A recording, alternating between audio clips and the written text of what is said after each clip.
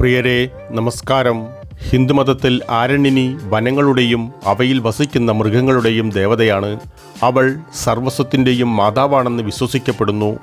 സംസ്കൃതത്തിലെ വനം എന്നർത്ഥം വരുന്ന ആരണ്യം എന്ന വാക്കിൽ നിന്നാണ് അവരുടെ പേര് ഉത്ഭവിക്കുന്നത്.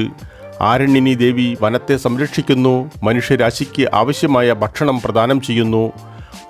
നിരവധി പുതിയ അറിവുകൾ പകർന്നു നൽകുന്ന ആരണ്യനിയുടെ വീഡിയോയിലേക്ക് മാന്യ സുഹൃത്തുക്കൾക്ക് ഹൃദ്യമായ സ്വാഗതം. ശിവരാജ്യം പ്രതിപാദിക്കുന്നതാണ് ഈ കഥാസാരം. ശിവരാജ്യം ആരണ്യനിയുടെ കഥയിലേക്ക് നമ്മെ നയിക്കുന്നു. നമ്മൾ ഈ കാണുന്ന സൃഷ്ടികളെല്ലാം നിഗൂഢമാണ്. നമ്മുടെ ജീവിതം തന്നെ അതിലും നിഗൂഢമാണ്. അതിൻ്റെ രഹസ്യങ്ങൾ ഉണരുവാൻ കഴിയുകയില്ലെന്നതും പരമാർത്ഥമാകുന്നു. എന്നാൽ പഠിക്കുവാനും സുഖപ്പെടുത്തുവാനും സ്നേഹിക്കുവാനും സഹായിക്കുന്നതിന് പ്രപഞ്ചത്തിന് മനസ്സിലാക്കാൻ കഴിയാത്ത യുക്തിയുണ്ട്. കൈലാസത്തിൻ്റെ കിഴക്കായി സ്ഥിതി ചെയ്യുന്ന പുണ്യ ഉദ്യാനമായ നന്ദനവനം പാർവതി ദേവിക്ക് നന്നേ ഇഷ്ടപ്പെട്ടു. പക്ഷികൾ പറന്നുയരുന്നതും കൂട്ടത്തോടെ ശിഖരങ്ങളിൽ ആർത്തലച്ച് ഇറങ്ങുന്നതും പാർവതി കൗതുകത്തോടെ വീക്ഷിച്ചു. കിളിനാദങ്ങൾ ശ്രുതിമധുരമായ ശബ്ദങ്ങളായി കർണപുടങ്ങളിൽ തേന്മഴ പെയ്യിച്ചു. പക്ഷികളുടെ ഭാഷ രസകരമാണ്. ഏറ്റവും തിളക്കമാർന്ന വർണ്ണാഭമായ സുഗന്ധമുള്ള പുഷ്പങ്ങളാൽ പരവതാനി വിരിച്ച അവരുടെ പർദീസയായിരുന്നു നന്ദവനം. ചില അതിമനോഹരമായ പൂക്കൾ തലയിൽ തൂവലുകളുള്ള പക്ഷികളുടെ കൊക്കിനോട് സാമ്യമുള്ളതാണ്. പറക്കുമ്പോൾ തിളങ്ങുന്ന നവക നിറമുള്ള പക്ഷികളോട് സാമ്യമുള്ള തനതായ പൂക്കൾ വിരിയിക്കുന്നു. അതിമനോഹരമായ ചുറ്റുപാടിൽ പാർവതി അങ്ങേയറ്റം സന്തുഷ്ടയായി. ഓംകാരം ജപിക്കുന്നത് പോലെ വളരെ സൗമ്യമായി ഒഴുകുന്ന വെള്ളച്ചാട്ടങ്ങൾ അനന്തമായ പ്രകൃതിദത്ത കുളങ്ങളിലേക്കും ശാന്തമായ തടാകങ്ങളിലേക്കും വലിയ ഹിമാനികൾ ദേവകുട്ടയിലേക്കും നിശബ്ദമായി ഒഴുകുന്നു. ഹിമാനികൾ ഉരുകി വലിയ ജലാശയങ്ങൾ രൂപപ്പെടുന്നു. അവയ്ക്ക് മീതെ ചാഞ്ചാടുന്ന മഴവില്ല് 7 നിറങ്ങളാൽ തീർത്ത വില്ല് രൂപം അതിമനോഹരമായൊരു പ്രതിഭാസമാണ്. ആകെ മൊത്തത്തിലുള്ള പ്രഭാവം ഗംഭീരമായിരുന്നു. ഊർന്നിറങ്ങുന്ന വെളിച്ചത്തിൻ്റെ തിളക്കത്താൽ സൃഷ്ടിക്കപ്പെടുന്ന വിശാലമായ കോണുകൾ പ്രതിഫലിപ്പിക്കുന്നു. കൽപ്പദം, കൽപ്പദ്രം, കൽപ്പദ്രുമ, വയോവൃക്ഷം എന്നീ പേരുകളിലും അറിയപ്പെടുന്ന കൽപ്പവൃക്ഷത്തിൻ്റെ ചുവട്ടിൽ പാർവതി നിന്നു. കൽപ്പവൃക്ഷത്തിൻ്റെ ചുവട്ടിൽ നമ്മൾ ഏതൊന്ന് ആഗ്രഹിച്ചാലും കൽപ്പവൃക്ഷം നമ്മളുടെ ആ ആഗ്രഹം സഫലീകരിച്ച് നൽകുമായിരുന്നു എന്നാണ് വിശ്വാസം.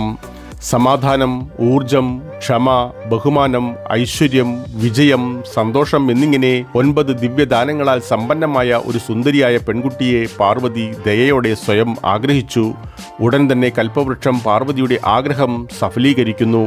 അവളുടെ കൈകളിൽ പ്രത്യക്ഷപ്പെട്ട സുന്ദരിയായ കുഞ്ഞിനെ അവൾ താലോലിച്ചു. മകളുടെ കടലിൻ്റെ നിറമായ നീലക്കണ്ണിലേക്ക് നോക്കി.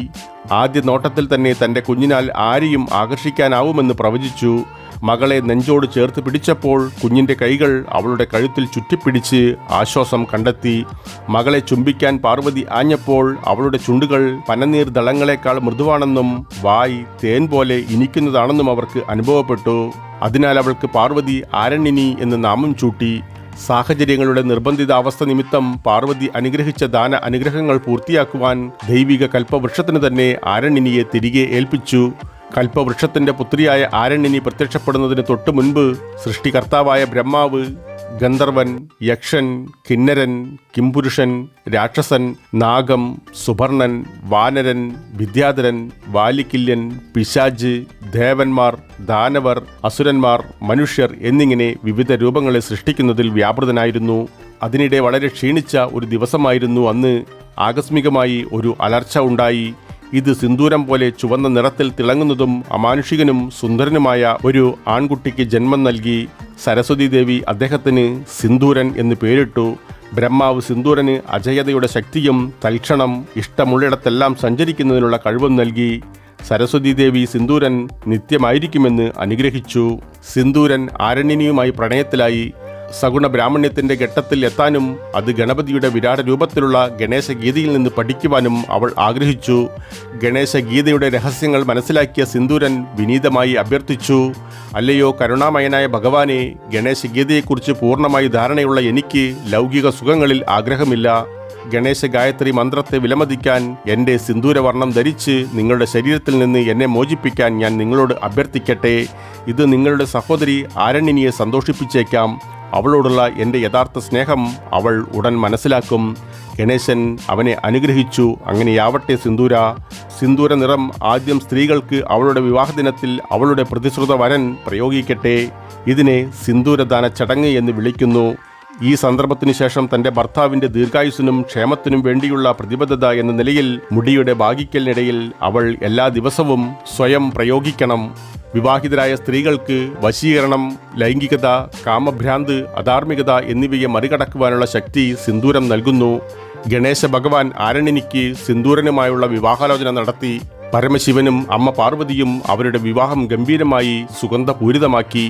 അവർ എല്ലാവർക്കും സന്തോഷകരമായ ദാമ്പത്യ ജീവിതം നൽകി അനുഗ്രഹിക്കുകയും വധുക്കളെ അവരുടെ മുടിയുടെ നേരിനിടയിൽ സിന്ദൂരം ചാർത്തുകയും ചെയ്ത് ദുഷിച്ച പ്രലോഭനങ്ങളിൽ നിന്ന് രക്ഷ നേടാൻ കാവൽ മാലാകമാരായി സിന്ദൂരം നെറ്റിയിൽ തുടരുന്നു.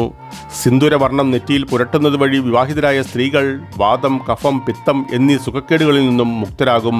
ഇത് ഗണപതിയുടെ വധുക്കൾക്കുള്ള സമ്മാനമാണെന്ന് പാർവതി ഓർമ്മിപ്പിച്ചു.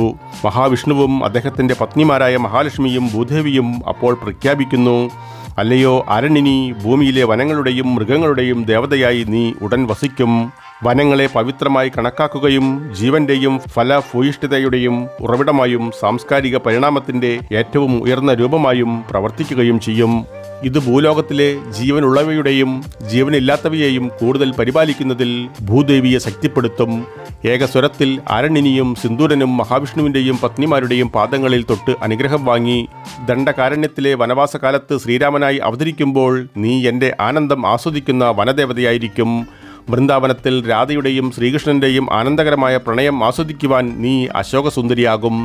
ദ്വാപരയുഗത്തിൽ ഗോപികമാർ എന്നറിയപ്പെടുന്ന യുവഗോപികമാരുടെ കൂട്ടത്തിൽ ബാല്യകാലം ചിലവഴിക്കുമ്പോൾ ഞാൻ ശ്രീകൃഷ്ണനായി അവതരിക്കും. നീ സൗന്ദര്യവും നിഗൂഢതയും ധരിക്കും. മനുഷ്യരാശിക്ക് കൈവരിക്കാൻ കഴിയുന്ന മേഖലകൾക്കപ്പുറത്തേക്ക് ഉയരുന്ന നിഗൂഢത, ആകാശവുമായി ആശയവിനിമയം, കൊടുങ്കാറ്റിന്റെ ചൈതന്യം, എണ്ണമറ്റ ഗുണങ്ങളും മനുഷ്യരാശിക്ക് പ്രയോജനപ്രദവുമായ ഉപയോഗങ്ങളും നിറഞ്ഞ മിന്നൽ പിണരിൽ നീ പരിചിതമായിരിക്കും. ആൽമരം ത്രിമൂർത്തിയെ പ്രതീകപ്പെടുത്തുന്നു. കുവള ഇല വഴിപാടിൽ പ്രസാദിച്ച പരമശിവനുമായുള്ള സഖ്യം കാരണം കുവളമരവും പവിത്രമായി കണക്കാക്കപ്പെടുന്നു. അരയാൽ വൃക്ഷം അല്ലെങ്കിൽ അശ്വത, ബോധിവൃക്ഷം, അതുമല്ലെങ്കിൽ ജ്ഞാനത്തിന്റെ വൃക്ഷം എന്നെ പ്രതീകപ്പെടുത്തുന്നു. മുളവൃക്ഷം ശ്രീകൃഷ്ണനുമായുള്ള ബന്ധത്തിനാൽ ഒരു പുണ്യവൃക്ഷമാണ്. വാഴ ഒരു വൃക്ഷമല്ലെങ്കിൽ പോലും അതിൻ്റെ പഴങ്ങൾ എനിക്കും ലക്ഷ്മി ദേവിക്കും സമർപ്പിച്ച് പൂജകൾ ചെയ്യുന്നത് നിമിത്തം വാഴയെ പുണ്യവൃക്ഷമായി ബഹുമാനിക്കപ്പെടുന്നു. വാഴയും പൂക്കളും നിമിത്തം പൂജിക്കുന്നത് ഭക്തരുടെ കുടുംബങ്ങൾക്ക് ക്ഷേമം നൽകുന്നു. വാഴയുടെ ഇലകൾ മതപരമായ ചടങ്ങുകൾക്ക് ഒഴിച്ചുകൂടാനാവാത്തതാണ്. കഞ്ചാവിൻ്റെ ചെടി സമ്പത്തും അഭിവൃദ്ധിയും കൊണ്ടുവരുന്നു. ഇതിൻ്റെ ഇലയും പൂവും പ്രസാദമായി മഹാശിവരാത്രിക്ക് നൽകപ്പെടുന്നു. തുളസിച്ചെടി എപ്പോഴും വിശുദ്ധിയുമായി ബന്ധപ്പെട്ടിരിക്കുന്നതാണ്. ഹൈന്ദവർ ബഹുമാനിക്കുന്ന വിഷ്ണുവിനും വൃന്ദാദേവിക്കും ഏറ്റവും പ്രിയപ്പെട്ടതാണ് തുളസി. തെങ്ങ് കൽപ്പവൃക്ഷമാണ്. അത് ശിവനെ പ്രതിനിധീകരിക്കുന്നു. തേങ്ങയുടെ മണ്ടയിലെ 3 കറുത്ത പാടുകൾ അദ്ദേഹത്തിൻ്റെ കണ്ണുകളെ ചിത്രീകരിക്കുന്നു. സ്നേഹത്തെയും ഫലഭൂയിഷ്ഠിതയെയും ഇത് സൂചിപ്പിക്കുന്നു. മാവിൻ്റെ ഇല മതപരവും സാമൂഹികവുമായ ചടങ്ങുകൾക്ക് ഉപയോഗിക്കുന്നു.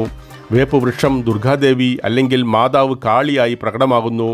ചന്ദനമരം അല്ലെങ്കിൽ ചന്ദനം പവിത്രമായി കണക്കാക്കപ്പെടുന്നു. കാരണം ഇത് പാർവതി ദേവിയുമായി ബന്ധപ്പെട്ടിരിക്കുന്നതാണ്. ഗണപതി ഭഗവാനെ പാർവതി കുളിക്കാൻ ഉപയോഗിച്ച ചന്ദനക്കുഴമ്പിൽ നിന്നാണ് സൃഷ്ടിച്ചത്. പിന്നീട് അദ്ദേഹത്തിന് പ്രാണൻ ലഭിച്ചു.